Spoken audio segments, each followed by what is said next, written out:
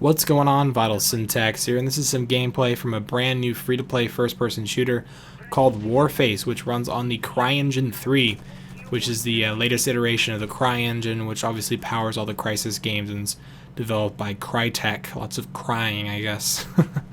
But Warface is a free-to-play first-person shooter that's currently only available in Russia.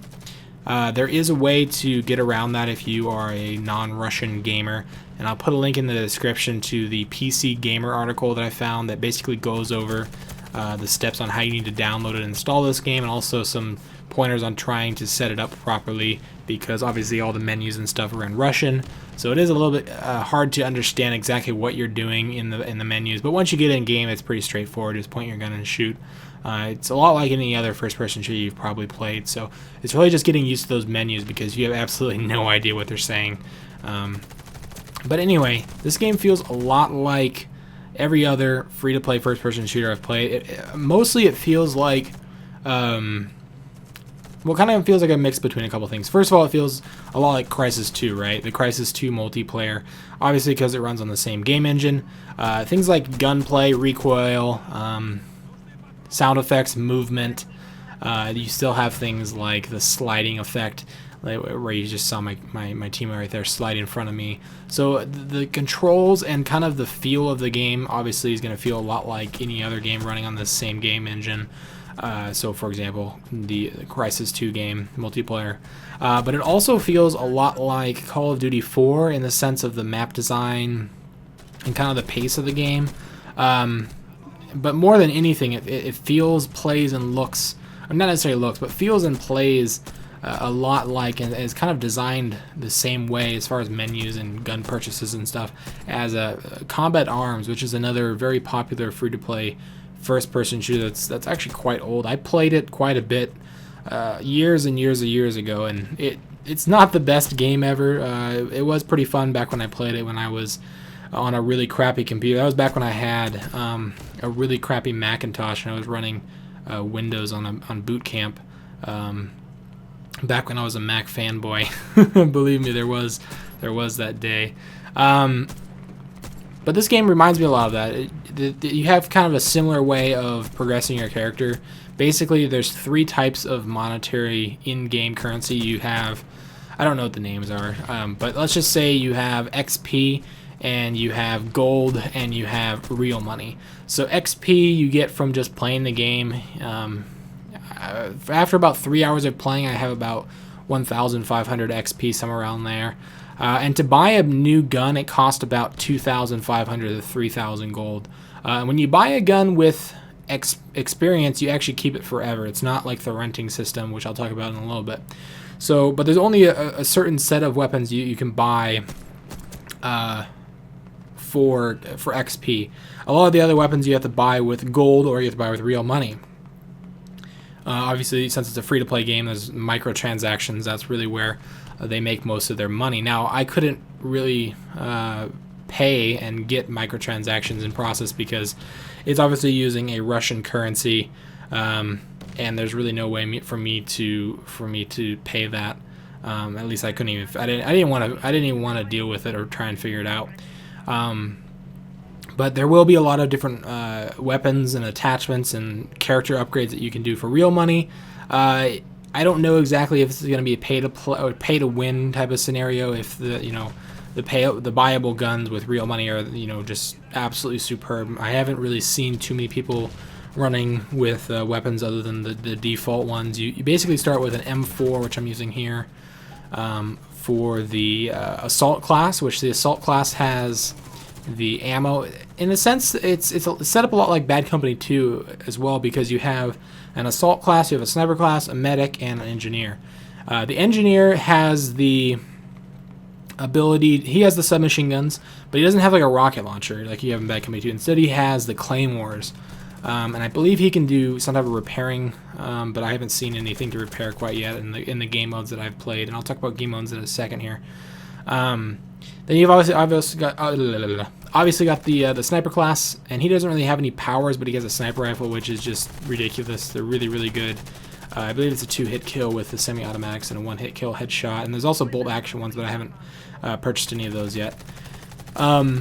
Then you have the assault class, which has all the ammo, which also has the assault rifles. That seems to be the most popular class.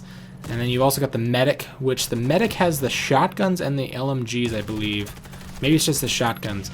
And then you can also heal people and revive people. So it's very similar to Battlefield in that sense of the class setup. A little bit more like Bad Company 2 and then Battlefield 3. But you know, obviously there's no vehicles, there's no like huge maps. It's a lot more close quarters combat intensive. There's no health regen. You can see my health meter down at the bottom. It's stuck at whatever percentage it's at. So I do like that because it kind of gives the medic a bigger importance on the battlefield. It is still kind of a clunky game. I don't think you move fast enough, especially when you're aimed down sight. You move very, very slow. And I don't know if that's just because I'm playing on a low field of view and I didn't know how to change it up, or I might be playing on a higher 90 or 80 field of view. To be honest, I couldn't tell, but it just felt like I was moving really slow, just walking around and running around, and especially when you aim down your sights. And it's also kind of clunky in the sense of like switching between stuff. Like to pull out the defibrillators, you have to press 5, I believe, twice, and if you just press it once, it pulls out the med pack. But it doesn't do it fast enough, so you'll press it twice, and then it won't come out, and you press it again, and then it won't come out because now you're on the med pack again. So there's still some clunky things like that. I don't know if that was it probably was partially because of the lag. Obviously, I'm playing from the US on Russian servers. My connection was always at a 1 bar, which is, you know, the lowest it can be. It was red, telling me that I was having lots of latency. It's easily probably like a 200, 300 ping to those servers because they're on the complete other side of the world. Here's actually a really cool mechanic they've added. I don't know exactly how old it's going to get, but you can kind of work with a teammate and climb over objects that are, you know, higher than normal. There's also that sliding mechanic. When you're running, you can press F and you'll hit the ground just like they had in Crysis 2. I really like that mechanic because it kind of adds a maneuver option. If you're running at somebody, you can kind of hit the floor, slide underneath them, and it's kind of cool. As far as weapon balance and stuff that I've seen so far, I feel like the shotguns are pretty underpowered. They're basically useless at anything, and then up close. The claymores are really freaking annoying. That's something that the engineers have. They're impossible to see on the ground, really. And they make a huge explosion radius that, you know, it can easily kill like 4 people that are within like 10 feet. The grenades are really powerful. And the biggest problem, this isn't really weapon balance, but the biggest problem I've had with this game is the spawn trapping. I don't know if you guys played Combat Arms yourselves, but there's a lot of spawn trapping in that game as well. This game kind of has that same problem. It kind of depends on what game mode you're playing. Oh yeah, I forgot to talk about the game modes. I said I'd do that. So let me quickly go over the game modes. You've got, at least the ones I've played, you've got Team Deathmatch, obviously. I've played quite a bit of that. You've got a rush type game mode like we're playing right here. There's the attackers and defenders. You switch off halfway through the game, and you have 2 objectives that you have to capture and control. And which, if the attackers can take them both out in the time limit, you can see at the top right. Technically, there's 3 bases, I believe, but there's really only 2 sections of the map that you progress through, I believe. I could be wrong. There is a search and destroy type game mode. It's like a briefcase type of thing where there's a briefcase in the middle of the map. Attackers have to try and grab the briefcase and get it out successfully, and the defenders are trying to obviously protect it, and you only have 1 life. That was actually a really fun game mode. I really enjoyed that. It was smaller, 4v4, whereas these game modes are typically, I believe, 8v8, so 16 players. There's also a cooperative mode, which is another huge component. That's the player versus environment, and they have the player versus player, which is obviously all these other types of game modes. And I believe there's also a free-for-all, I'm not sure though. But the co-op is actually really fun. It's similar to the co-op that I played in Combat Arms. Once again, this game has lots in common with that game. Whether that's good or bad, that's up to you guys. But you basically go around and kill a bunch of NPCs. You kind of have to progress through the map, and then there's like boss fights and stuff. I thought it was pretty fun. Definitely be a fun time to play with some buddies or whatnot. So anyway, those are kind of my an overview and first impressions of Warface. Let me know if you guys want to see more on this game.